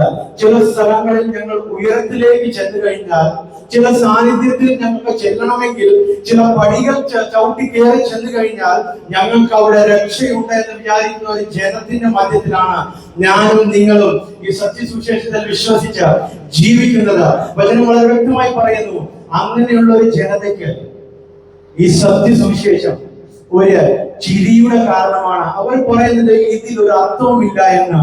ഇത് തന്നെയാണ് നോഹ ചെന്ന ദൈവത്തിന്റെ വചനം, ദൈവത്തിന്റെ അരുളപ്പാട് അരുളിയപ്പോൾ ബാക്കിയുള്ളവർ ചിന്തിച്ചത് ഞങ്ങൾ കയറേണ്ട ആവശ്യമില്ല എന്നൊരു അർത്ഥം. അപ്പോ ദൈവത്തിന്റെ ന്യായവിധി ഉറപ്പായും വരും എന്ന ദൈവത്തിന്റെ വചനം നമ്മളോട് വിളിച്ചു പറയുന്നു. ആ ന്യായവിധിയിൽ നിന്ന് ഒളിച്ചോടാൻ ഈ ലോകത്തിലുള്ളതിനെ ഒന്നിനും സാധിക്കുകയില്ല. ആ ന്യായവിധിയുടെ മുമ്പാകെ ഞാനും നിങ്ങളും നിൽക്കേണ്ടതാകുന്നു. 11-ാം അധ്യായത്തിലേക്ക് വീണ്ടും ചിന്ത കേന്ദ്രീകരിക്കുന്നു. അവിടെ വായിക്കുമ്പോൾ കാണുവാൻ സാധിക്കുന്നത് ദൈവം അവരെ ചിതറിച്ചു കളഞ്ഞപ്പോൾ ആ സ്ഥലത്തിന് ഒരു പേര് വന്നു, ബാബേൽ പട്ടണം, ഇല്ലെങ്കിൽ ബാബേൽ ഗോപുരം എന്ന് നമ്മളത് മലയാളത്തിൽ നമ്മൾ വായിക്കുന്നു. അതിന്റെ അർത്ഥം കൺഫ്യൂഷൻ, ഒരു കലക്കത്തിന്റെ അവസ്ഥ. ഇന്നുവരെയും അങ്ങോട്ടും ഇങ്ങോട്ടും സംസാരിച്ചു കൊണ്ടിരുന്നവർക്ക് നേരിട്ട് കണ്ടാൽ ആശയവിനിമയം നടത്താൻ സാധിക്കാത്ത ഒരവസ്ഥ. ചെറിയ കാര്യങ്ങൾ പോലും അങ്ങോട്ടും ഇങ്ങോട്ടും കൈമാറാൻ പറ്റാത്ത ഒരവസ്ഥ. എന്നാലോ ഓരോരുത്തരും മുഖത്തോട് മുഖം നോക്കിയാൽ അറിയാവുന്ന ഒരവസ്ഥ. ഒന്നാലോചിച്ച് നോക്കിക്കേ, എനിക്കും എന്റെ പിതാവിനും അങ്ങോട്ടും ഇങ്ങോട്ടും നോക്കിയാൽ മനസ്സിലാക്കാൻ സാധിക്കുന്നു എന്റെ പിതാവാണ് എന്ന്. അദ്ദേഹത്തിന് എനിക്കും മനസ്സിലാക്കാൻ സാധിക്കുന്നു ഞാൻ ഇദ്ദേഹത്തിന്റെ പുത്രനാണ് എന്ന്. പക്ഷേ എന്റെ ആവശ്യങ്ങൾ ആ പിതാവിനോടോ ആ പിതാവിന്റെ ആശയങ്ങൾ എന്നോടോ കൈമാറാൻ പറ്റാത്തൊരവസ്ഥ, ഒരു കലഹത്തിന്റെ, ഒരു സന്ദേഹത്തിന്റെ അവസ്ഥ ഇന്ന് ഈ ലോകത്തിലേക്ക് നോക്കിയാലും നമ്മുടെ പലരുടെയും ഈ ലോകത്തിന്റെ അനുസാരം ജീവിക്കുന്ന പല വ്യക്തികളുടെയും ജീവിതത്തിൽ കടന്നു വന്നിരിക്കുന്ന അവസ്ഥയാണ് ഈ ഒരു കലഹത്തിന്റെ അവസ്ഥ. ഭാര്യ ഭർത്താക്കന്മാർ, സഹോദരൻ സഹോദരിമാർ, മാതാപിതാക്കൾ, കുഞ്ഞുങ്ങൾ, എവിടെ എന്തെടുത്ത് നോക്കിയാലും എല്ലാവരുടെയും ജീവിതത്തിൽ പൂർണ്ണമായിട്ട് നമുക്ക് ആരെയും വിശ്വസിക്കാൻ പറ്റില്ലാത്ത അവസ്ഥ. എന്നാലോ നമുക്ക് അങ്ങോട്ടും ഇങ്ങോട്ടും നന്നായിട്ട് അറിയാവുന്നവരായിരിക്കും. ഇവിടെ കലക്കത്തിന്റെ അവസ്ഥയിലൂടെ കടന്നു പോകുമ്പോൾ ഈ ബാബേൽ എന്ന ശബ്ദത്തെ കുറിച്ച് നമ്മൾ പഠിച്ചു വരുമ്പോൾ വരും കാലത്ത് അതിന്റെ മുന്നേ ബാക്കിയുള്ള ചരിത്രം വായിക്കുമ്പോൾ നമുക്ക് കാണുവാൻ സാധിക്കുന്നത് ഇത് തന്നെയാണ് ബാബിലോൺ എന്ന പേരിലും അറിയപ്പെട്ടത്. മുന്നോട്ട് സ്വയം രക്ഷയ്ക്കായി പണിത് തീർത്ത ഒരു പട്ടണത്തിൽ അവരുടെ പാപം കാരണം അവർ അടിമത്തത്തിലേക്ക് പോകേണ്ടി വരുന്ന ഒരു അവസ്ഥയും കൂടെ സുവിശേഷം ഈ ബൈബിൾ നമ്മളെ വിളിച്ചറിയിക്കുന്നു. എന്ന് വെച്ചാൽ നമ്മൾ ഓരോരുത്തരും ഇല്ലെങ്കിൽ ഈ ലോകമെമ്പാടും സ്വയം രക്ഷയ്ക്ക് വേണ്ടി നിർമ്മിച്ചെടുത്ത അതേ സ്ഥലത്ത് തന്നെ ദൈവം ഓരോരുത്തരെയും കൊണ്ടെത്തിച്ചിട്ട് നമ്മളെ പഠിപ്പിക്കുകയാണ്, ഇവിടെ നിനക്ക് രക്ഷയില്ല. നിനക്ക് രക്ഷ വേണമെങ്കിൽ ആ പിതാവായ ദൈവത്തിന്റെ കൽപ്പനകൾ പ്രമാണിച്ച് നീ നടക്കേണ്ടവരാകുന്നു. ആ രക്ഷ വേണമെങ്കിൽ നീ എങ്ങോട്ടും കയറി ചെല്ലേണ്ട ആവശ്യമില്ല, എങ്ങോട്ടും ഉയരത്തിലേക്ക് നോക്കേണ്ട ആവശ്യമില്ല. നീ ആയിരിക്കുന്ന സ്ഥലത്ത് നിന്റെ മുമ്പാകെ നിന്റെ ചെവിയുടെ അരികത്ത് സത്യസുവിശേഷം കേൾപ്പിക്കുന്നവർ ഈ ലോകത്തുണ്ട്. അതിൽ വിശ്വസിച്ചാൽ മാത്രം മതി. അതാണ് റോമർക്കെഴുതിയ ലേഖനം 10-ാം അധ്യായത്തിൽ നമ്മൾ വായിച്ചത്. പക്ഷേ ഈ സത്യസുവിശേഷത്തിൽ വിശ്വസിച്ച് ജീവിക്കുന്നവരുടെ ജീവിതം പലരുടെയും മുമ്പിൽ ഒരു കോമാളിയായി തീരുന്ന ഒരു അവസ്ഥയാണ്. അപ്പോൾ നമുക്ക് നോക്കയുടെ ജീവിതത്തിലേക്ക് നമുക്ക് വീണ്ടും നോക്കാം. താനും ഒരിക്കൽ ഒരു കോമാളിയായി തീർന്നവരാണ് ഈ ലോകത്തിലുള്ള പലരുടെയും മുന്നിൽ. പക്ഷേ എന്നാണോ മുകളിലേക്ക് കയറിയപ്പോൾ രക്ഷയുണ്ടായി എന്ന് വരും തലമുറ അറിഞ്ഞത്, അവർ ദൈവത്തിലേക്ക് അടുക്കുവാനായിട്ടല്ല ശ്രദ്ധ കേന്ദ്രീകരിച്ചത്, സ്വയം രക്ഷയ്ക്കായി ചിലതെല്ലാം പണിതെടുക്കുവാനായിട്ട്. അതാണ് ഞാൻ പറഞ്ഞത്. നമ്മൾ ഇന്ത്യ, കേരളം മുതൽ അങ്ങ് ജമ്മു കാശ്മീർ വരെ, ഗുജറാത്ത് മുതൽ മിസോറാം വരെ ഇന്ത്യ അങ്ങോട്ടും ഇങ്ങോട്ടും നോക്കിയാൽ പല കെട്ടിടങ്ങളും ഉയരത്തിൽ പണിത് വെച്ചിട്ടുണ്ട്. പലരും യാത്രയായി അങ്ങോട്ട് പോകുന്നുണ്ട് സ്വയം രക്ഷയ്ക്ക് വേണ്ടി, സ്വയം മോക്ഷത്തിന് വേണ്ടി. പക്ഷേ ദൈവത്തിന്റെ വചനം നമ്മൾ വിളിച്ചു പറയുന്നത്, എത്ര ഉയരത്തിൽ എന്തൊക്കെ പണിത് വെച്ചാലും ഈ സത്യവാനായ ദൈവത്തെ കൈക്കൊള്ളാതെ ആരൊക്കെ ഈ ലോകത്തിൽ ജീവിക്കുന്നുവോ ആരുടെയും ആത്മാവിന് രക്ഷ കിട്ടുകയില്ല എന്നാണ്. കാരണം ആത്മാവ് എവിടെ നിന്ന് വന്നോ അവിടെ തന്നെ പറ്റിച്ചേർന്ന് ജീവിക്കേണ്ടതാകുന്നു.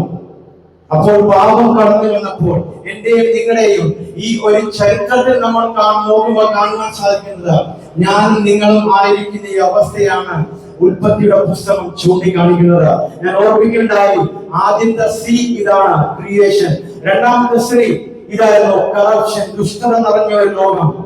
അങ്ങനെ ദുഷ്ടത നിറഞ്ഞ ലോകത്തിലേക്ക് ദൈവം രാജാക്കന്മാരെ നിലനിർത്തി നോക്കി, ഒന്നും സംഭവിച്ചില്ല.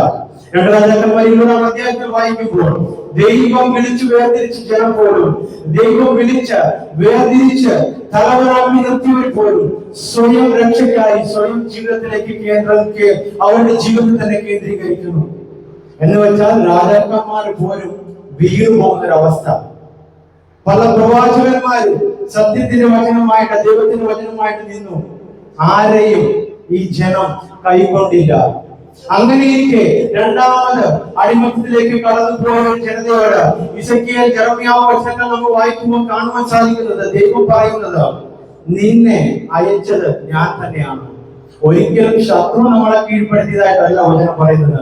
ദൈവം ചില കാര്യങ്ങൾ നമ്മളെ പഠിപ്പിക്കുവാനായിട്ട് ശത്രുവിന്റെ കരങ്ങളിലേക്ക് ഏൽപ്പിച്ചു കൊടുക്കുന്നു.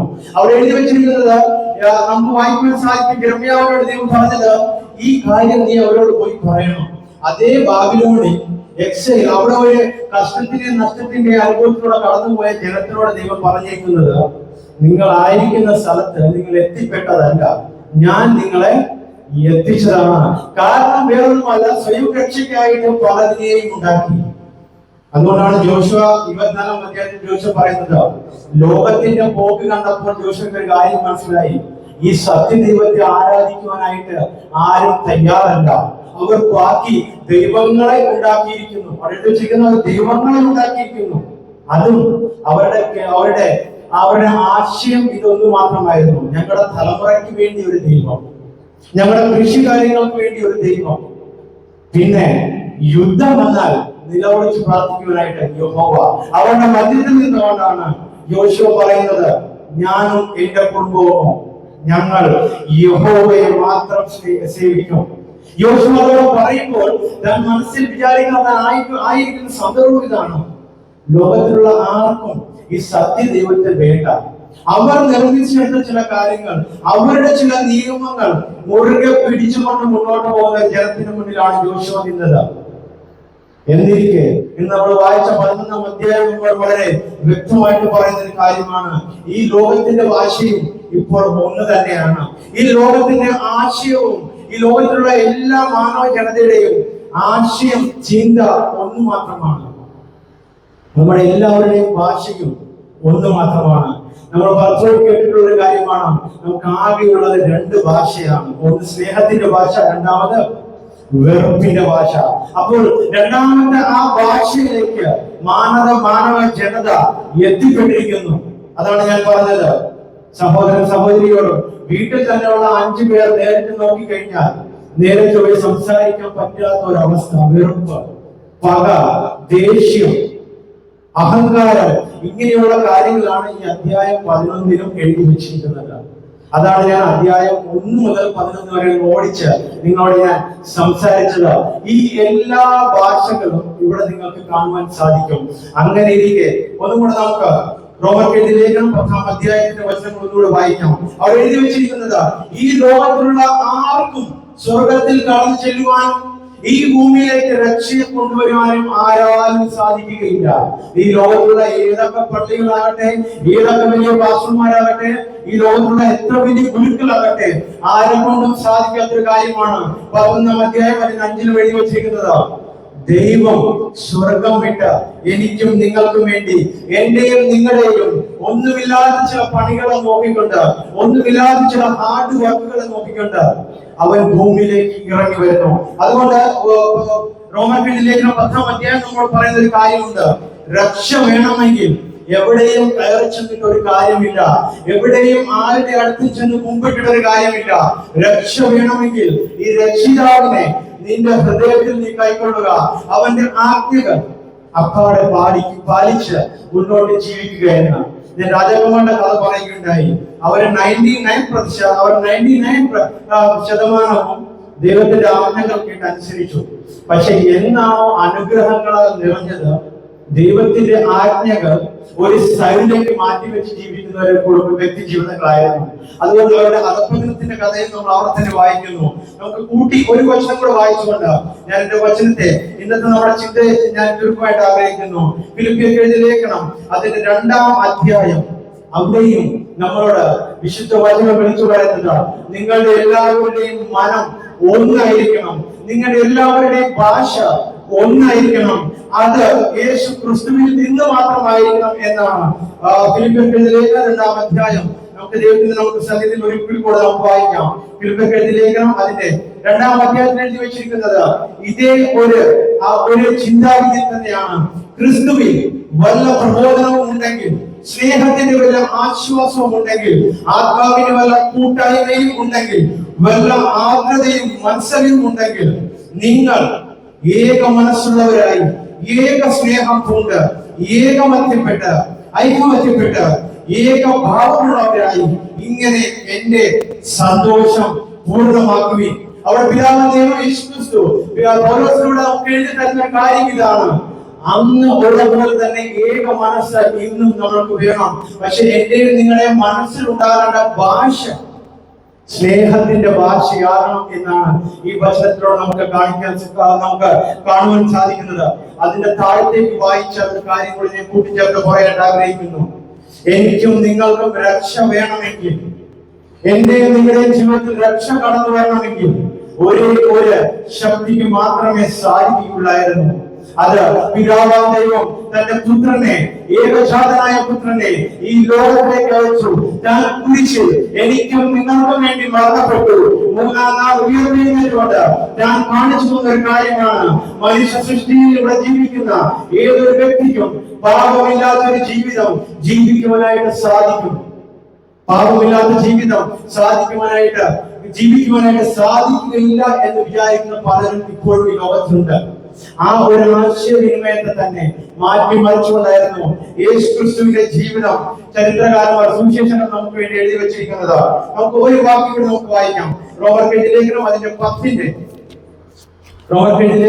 10-ാം അധ്യായം 10-ാം വചനം കൂടെ വായിച്ചുകൊണ്ട് നമുക്ക് കണ്ണുകളെ അടച്ച് ഈ വചനത്തെയും ഈ വചനം കേട്ട ഓരോ ഹൃദയത്തെയും ദൈവത്തിന്റെ കഥകളിൽ കേൾപ്പിച്ചുകൊണ്ട് നമുക്ക് പ്രാർത്ഥിക്കാം. റോമർക്കെഴുതിയ ലേഖനം 10-ാം അധ്യായം അതിന്റെ 10-ാം വചനം, അതിന്റെ 8-ാം വചനം. അപ്പോൾ രക്ഷ എങ്ങനെ ലഭിക്കും എന്നുള്ള ഉത്തരവ് പറയാൻ നിങ്ങൾക്ക് വേണ്ടി ആഗ്രഹിക്കുന്നു. ഒരിക്കലും ഉയരങ്ങളിലേക്ക് കയറി ചെല്ലുന്നത് കൊണ്ടോ, അവിടെ പോയി യാഗങ്ങൾ കഴിക്കുന്നത് കൊണ്ടോ, അവിടെ പോയി പല കാര്യങ്ങൾ ചെയ്യുന്നത് കൊണ്ടോ ആർക്കും മോക്ഷം, രക്ഷ ലഭിക്കുകയില്ല. രക്ഷയുടെ വചനമോ എവിടെയൊക്കെ ഇരിക്കുന്നു, എങ്ങനെയൊക്കെ നമ്മളിലേക്ക് വരുന്നു എന്നുള്ളത് അവിടെ എഴുതി വെച്ചിരിക്കുന്നു. റോമർക്കെഴുതിയ ലേഖനം 10:8-9. വചനം നിനക്ക് സമീപമായി, നിന്റെ വായിലും നിന്റെ ഹൃദയത്തിലും ഇരിക്കുന്നു. വചനം നിനക്കും എനിക്കും സമീപത്ത് തന്നെ ഇരിക്കുന്നു. നമ്മൾ ഓരോ മീറ്റിംഗിലൂടെയും വചനങ്ങൾ കേട്ടുകൊണ്ടേയിരിക്കുന്നു. ഓരോ സമയത്തും നമ്മൾ ഈ വചനങ്ങളുടെ ആ വചനത്തിന്റെ പോഷണത്തിൽ നമ്മൾ പങ്കെടുത്തുകൊണ്ടേയിരിക്കുന്നു. പങ്കെടുത്താൽ മാത്രം പോരാ, നമ്മൾ ചെയ്യേണ്ട ഒരു കാര്യം എഴുതി വെച്ചിരിക്കുന്നു. 10:9. യേശുവിനെ കർത്താവ് എന്ന വായ് കൊണ്ട് ഏറ്റുപറയുകയും ദൈവം അവനെ മരിച്ചവരിൽ നിന്ന് ഉയർത്തെഴുന്നേൽപ്പിച്ചു എന്ന ഹൃദയം കൊണ്ട് വിശ്വസിക്കുകയും ചെയ്താൽ നീ രക്ഷിക്കപ്പെടും. ആമേൻ. ഈ ലോകത്ത് മനുഷ്യർ നിർമ്മിച്ചെടുത്ത ആ ബാബിലോണ് നോക്കിക്കൊണ്ട് വെളിപ്പാട് പുസ്തകം 18-19 വചനങ്ങൾ വായിക്കുമ്പോൾ എഴുതി വെച്ചിരിക്കുന്നത് മഹതിയാം ബാബിലോൺ തകർന്നു എന്ന് വെച്ചാൽ ഈ ലോകത്ത് നമ്മൾ ചില കാര്യങ്ങൾ നോക്കി നമ്മൾ വിചാരിക്കും, ഞാൻ ദൈവത്തിന്റെ കൽപ്പന പ്രമാണിച്ച് ജീവിച്ചുകൊണ്ട് എനിക്ക് എന്ത് ലാഭം ഉണ്ടായി എന്ന്. കാരണം ഈ ലോകപരമായി ജീവിക്കുന്ന പലരും പലതെല്ലാം കെട്ടിപ്പൊക്കിയിട്ടുണ്ട്. പക്ഷേ ദൈവത്തിന്റെ വചനം ഉൽപ്പത്തിയുടെ പുസ്തകത്തിൽ പറയുന്നത് ഇതാണ്, അത് ദൈവപ്രകാരം അല്ല എങ്കിൽ അതൊരു കലക്കത്തിന്റെ അവസ്ഥയിലായി തീരും. വെളിപ്പാട് പുസ്തകം പറയുന്നത് ആ മഹതിയാം ബാബിലോൺ, ആ കറപ്റ്റഡ് സ്റ്റേജ്, ആ കറപ്റ്റഡ് സ്ഥലം, ആ കറപ്റ്റഡ് പ്രവൃത്തി, ആ ദുഷ്ടത നിറഞ്ഞ ഭൂലോകത്തിൽ ന്യായവിധി വരുവാനുള്ള സമയം അടുത്തിരിക്കുന്നു. ആ ന്യായവിധി വരുമ്പോൾ ഈ ലോകത്ത് കെട്ടിപ്പടന്നു വെച്ചിരിക്കുന്ന ഒരു സ്ഥലത്തും പോയി ആർക്കും രക്ഷ പ്രാപിക്കുവാനായിട്ട്, ആർക്കും തന്റെ ജീവിതത്തെ തന്നെ രക്ഷിക്കുവാനായിട്ട് സാധിക്കുകയില്ല. അങ്ങനെയിരിക്കെ നമുക്ക് ഇന്ന് കാണുവാൻ സാധിക്കുന്ന പള്ളികളിലോ, നമുക്ക് ഇന്ന് കാണുവാൻ സാധിക്കുന്ന ഒരു ഡിനോമിനേഷനിലോ, ഒരു ഗുരുക്കൾക്കോ, ഒരു പാസ്റ്ററിനോ, ഒരു ടീച്ചറിനോ, ഏത് വലിയ ആൾക്കാരായിട്ട് മനുഷ്യ ദൈവങ്ങൾക്കോ ആ ന്യായവിധിയിൽ നിന്ന് നമ്മളെ മാറ്റി നിർത്തുവാനായിട്ട് സാധിക്കുകയില്ല. വചനം എഴുതി വെച്ചിരിക്കുന്നത് അവിടെ യഹൂദനെന്നോ അവിടെ യവനെന്നോ ഒരു വ്യത്യാസമില്ല. എല്ലാവരുടെയും ന്യായവിധി അവന്റെ പക്കലായിരിക്കുന്നു. ആ ജീവന്റെ പുസ്തകം തുറക്കുമ്പോൾ എന്റെ നിങ്ങളുടെ പേര് അവിടെ ഇല്ല എങ്കിൽ നമുക്ക് നമ്മുടെ ആത്മാവിന്റെ അവസ്ഥ എന്താകുമെന്നാണ് നമ്മുടെ ദൈവത്തിന്റെ വചനം വിളിച്ചു പറയുന്നത്. ആ കലക്കത്തിന്റെ അവസ്ഥ അങ്ങനെ നമ്മൾ ചിന്തിക്കാനെടുത്ത വിഷയത്തിലേക്ക് ഞാൻ തിരിച്ചു വന്നുകൊണ്ടായിരിക്കാൻ ആഗ്രഹിക്കുന്നു. ഇന്ന് കേട്ട വചനപ്രകാരം നമ്മൾ ആലോചിച്ച് നോക്കിയാൽ ഞാനും നിങ്ങളും വിശ്വസിക്കുന്ന, ഞാനും നിങ്ങളും ആശ്വാസമായി നമ്മുടെ രക്ഷകനായി കരുതുന്ന ഈ ദൈവം ഒരിക്കലും കലക്കത്തിന്റെ ദൈവമല്ല. ഈ ദൈവം ഒരിക്കലും കലക്കത്തിന്റെയോ സന്ദേഹത്തിന്റെയോ ദൈവമല്ല. വചനത്തിലുള്ള ചില കാര്യങ്ങൾ എന്റെയും നിങ്ങളുടെയും ചെവിക്കരികിൽ കൊണ്ടുവച്ചിട്ടുണ്ടെങ്കിൽ അത് അങ്ങനെ തന്നെ ആ വാഗ്ദത്തത്തെ അങ്ങനെ തന്നെ നടത്തിക്കുവാനായിട്ട് ദൈവം ഇടയാക്കി തീരും. നമ്മൾ പലപ്പോഴും പല പ്രവാചകന്മാരും വരുമ്പോൾ നമ്മൾ വളരെ ആശയോടെ അവരുടെ അടുത്തേക്ക് കടന്നു ചെല്ലുന്ന ഒരു കൂട്ടമാണ്. പക്ഷെ ആ പ്രവചനം കേട്ടുകഴിഞ്ഞ് നമ്മുടെ ജീവിതം ആ പ്രവചനത്തിന്റെ അടിസ്ഥാനത്തിലാണോ അത് വചനം എഴുതി വെച്ചിരിക്കുന്ന പോലെ നമ്മൾ തെക്കോട്ട് സഞ്ചരിച്ചുകൊണ്ട് ആ പ്രവചനത്തിൽ നോക്കി അതിനെ കുറ്റം പറയുന്ന ഒരു ജനതയാണോ എന്ന് കൂടെ നമ്മൾ ചിന്തിക്കേണ്ടിയിരിക്കുന്നു. കാരണം പലപ്പോഴും എന്റെ ജീവിതത്തിൽ നൽകി തന്നിരിക്കുന്ന ആ വാഗ്ദത്തം ഇപ്പോഴും അത് പൂർത്തിയാക്കുവാനായിട്ട് ബന്ധപ്പെട്ടുകൊണ്ടിരിക്കുന്നു. 11-ാം അധ്യായത്തിലുള്ള സന്ദേശം കൂടെ നിങ്ങൾക്ക് കൈമാറുന്നു. ഞാനും നിങ്ങളും ആ വചനത്തിന്റെ അടിസ്ഥാനത്തിൽ ജീവിച്ചില്ല എങ്കിലും ആ വചനം, ആ വാഗ്ദത്തം ദൈവം പൂർത്തീകരിക്കും.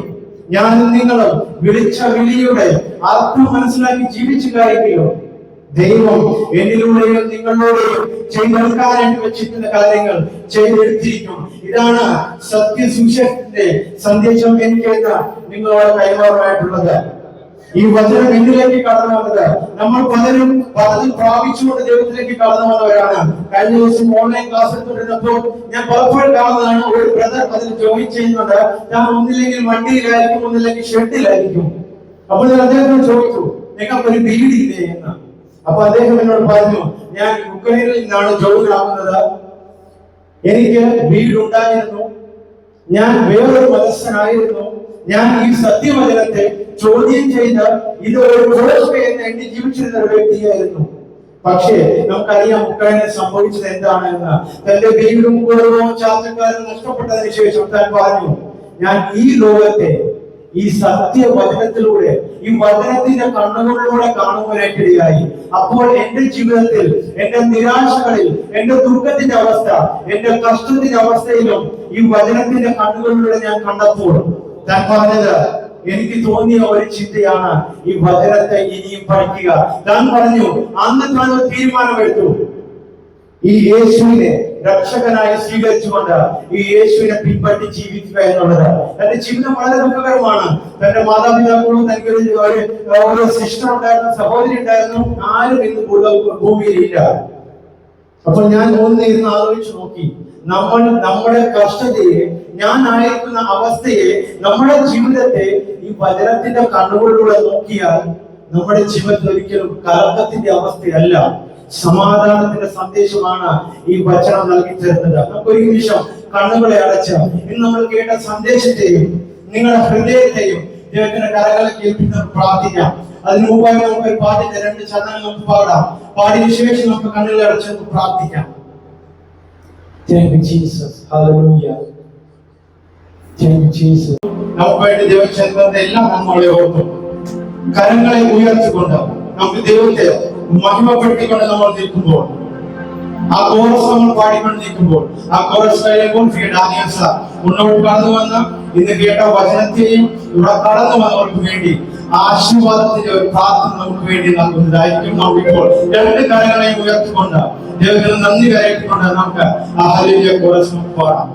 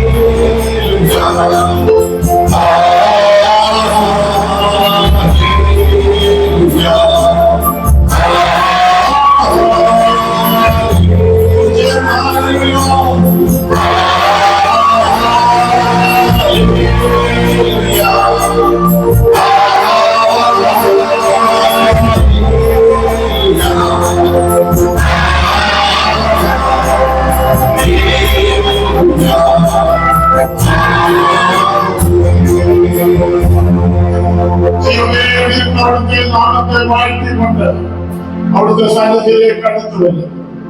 അവിടുത്തെ സന്നിധിയിൽ നിന്ന് ഞങ്ങൾ കൺഫ്യൂഷനിലല്ല, ചിന്താ കുഴപ്പത്തിലല്ല, ഞങ്ങൾ ദൈവത്തിലേക്ക് തന്നെ നോക്കി ഞങ്ങളുടെ ഓട്ടം സ്ഥിരതയോടുകൂടെ ഞങ്ങളെ സഹായിക്കണം.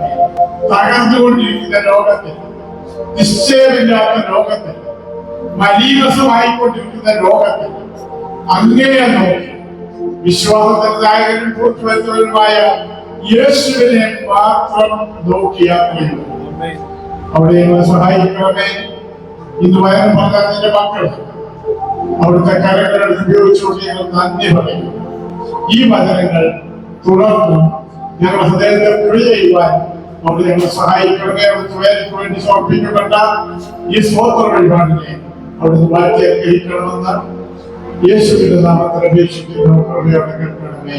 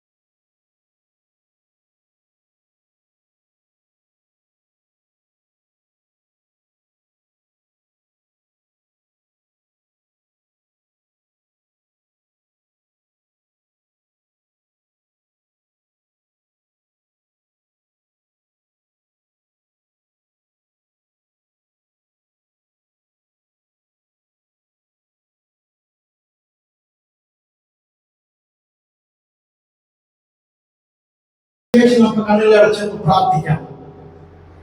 Thank you, Jesus. Hallelujah. Thank you, Jesus.